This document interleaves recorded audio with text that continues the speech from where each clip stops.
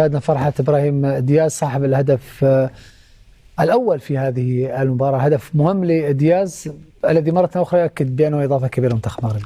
هو الهدف اللي حرر المنتخب المغربي يا محمد، وزي ما قلت في الشوط الأول اللي كان موجود إن تغيير اللعب من الشمال لليمين. مزراوي قدم مباراة كبيرة، هو فاز بجائزة أفضل لاعب. أنا بالنسبة لي مزراوي يعني نعم هو سجل وقدم مباراة كبيرة، إنما من نجوم المباراة مزراوي. مزراوي عمل كل حاجة. أنا من المرات النادرة اللي أتفق معك صراحة، بالنسبة لي أيضا مزراوي كان أفضل لاعب.